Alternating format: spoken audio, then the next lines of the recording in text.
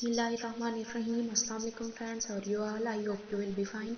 Friends, last video में मैंने आपको बताया था कि कुछ इवेंट्स थे जो अलग वतन हासिल करने की वजह बने थे। उन सब की डिटेल्स मैंने आपसे कहा था कि मैं वन बाय वन अपनी वीडियो में शेयर करूंगी। और पिछली वीडियो में मैंने 1857 की जंग आज़ादी की मुकम्मल डिटेल आपके साथ शेयर की थी। आज मैं आपके साथ पाकिस्तान आइडियोलॉजी और सर सैयद अहमद ख़ान के बारे में डिटेल के साथ बात करने जा रही हूँ। पाकिस्तान आइडियोलॉजी, नज़रिया पाकिस्तान। क्या है नज़रिया पाकिस्तान? इसका ब्रीफ ओवरव्यू देती हूँ आपको। इस्लाम से वाबस्तगी नज़रिया पाकिस्तान की तश्कील की बुनियाद बनी थी। पाकिस्तान का मतलब क्या? ला इलाहा इल्लल्लाह तहरीक आज़ादी का मशहूर नारा था। इसकी वजह यही थी कि मुसलमान अलग कौम है क्योंकि वो अपना कल्चर, शहरियत, अदब, मजहब और तर्ज ज़िंदगी रखते हैं। सो उन्हें किसी दूसरी कौम में मर्ज करना नामुमकिन है। मैंने लास्ट वीडियो में आपके साथ शेयर किया था कि मुसलमानों के साथ बहुत ज़्यादा नाइंसाफ़ी हो रही थी ब्रिटिश गवर्नमेंट और हिंदुओं की तरफ से। सो जब सूरत हाल आउट ऑफ कंट्रोल हुई तो मुसलमानों ने एक अलग वतन की डिमांड की ताकि वो अपने मजहब और अपनी कौम की पहचान को बरकरार रख सकें।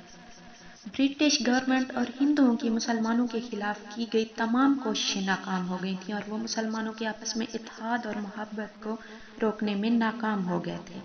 नेक्स्ट है जी, two nation theory. What is two nation theory? दो कौमी नज़रिया है क्या? दो कौमी नज़रिए से मुराद, इसका मतलब ये है कि मुसलमानों और हिंदुओं का तर्ज ज़िंदगी एक दूसरे से मुख्तलिफ होने की वजह से वो दोनों अलग अलग कौमें हैं और वो दोनों एक ही कौम बनकर नहीं रह सकते थे। मोस्ट इम्पॉर्टेंट क्वेश्चन है, लिखना चाहें तो लिख लें। क्वेश्चन है, शेख अहमद सरहंदी हज़रत मुजद्दिद अल-अफ़सानी ने सबसे पहले मुसलमानों की अलग पहचान पर जोर दिया था। अक्सर इस तरह क्वेश्चन आ जाता है कि किसने सबसे पहले मुसलमानों की अलग पहचान पर जोर दिया था। लेकिन मुसलमानों और हिंदुओं के लिए सबसे पहले दो कौमी नज़रिए का लफ्ज़ यानी दो कौम का लफ्ज़ सर सैयद अहमद ख़ान ने इस्तेमाल किया था। इसलिए दो कौमी नज़रिए का बानी सर सैयद अहमद ख़ान को कहा जाता है। हिंदू और कांग्रेस, चूँकि हिंदुओं की जमात थी, कांग्रेस के तमाम लीडर्स मुसलमानों से नफ़रत करते थे और वो मुसलमानों को अलग कौम तस्लीम नहीं करते थे। मैंने इंग्लिश में लिख दिया और वीडियो में शेयर कर दिया है, लेकिन मैं आपकी आसानी के लिए उर्दू में डिटेल बता रही हूँ। आप अगर पढ़ना चाहें, मेरा तो मशवरा यही है कि इंग्लिश में भी एक बार पढ़ लीजिएगा, क्योंकि पीपीएससी के पेपर्स में अक्सर क्वेश्चंस इंग्लिश में आए हुए होते हैं। सो आपको किसी किस्म की दुश्वारी का सामना ना करना पड़े, इसलिए एक बार इंग्लिश में मुकम्मल डिटेल को पढ़ लेना लाजमी होगा। दो कौमी नज़रिए का बानी कौन है? इसका आंसर है सर सैयद अहमद ख़ान, और ये बहुत ही इंपॉर्टेंट क्वेश्चन है। अब हम सर सैयद अहमद ख़ान का ब्रीफ ओवरव्यू देखते हैं कि सर सैयद अहमद ख़ान का दौरे हयात क्या था या इसके important questions. Sir Syed Ahmad Khan 1817 में पैदा हुए और 1898 में उनकी डेथ हुई। सर सैयद अहमद ख़ान का दौरे हयात 1817 टू 1898 था। सर सैयद अहमद ख़ान एक स्कॉलर थे जिन्होंने मुसलमानों की उस वक्त रहनुमाई की जब मुसलमान अपनी गफलत की ज़िंदगी गुजार रहे थे और हिंदुओं और ब्रिटिश गवर्नमेंट के हाथों तबाह होने वाले थे। सर सैयद अहमद ख़ान की पर्सनल लाइफ को थोड़ा सा डिस्कस करते हैं। सर सैयद अहमद ख़ान एक मुअज़्ज़ज़ ख़ानदान में पैदा हुए। उन्होंने इब्तदाई तालीम, कुरान मजीद की तालीम, अरबी और फ़ारसी की तालीम अपने नाना जान से हासिल की थी। सर सैयद अहमद ख़ान हिस्ट्री, रियाजी और इल्म तबियात में काफ़ी फ़हम रखते थे। तालीम मुकम्मल करने के बाद उन्होंने आगरा में कमिश्नर के ऑफिस में 1837 में नायब मुंशी की गवर्नमेंट जॉब हासिल की थी।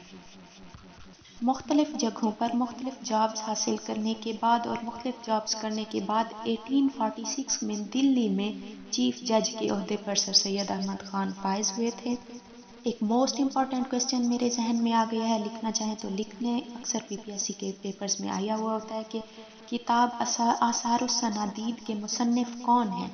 इस किताब के मुसन्निफ सर सैयद अहमद ख़ान हैं और ये बहुत ज़्यादा इम्पॉर्टेंट क्वेश्चन है।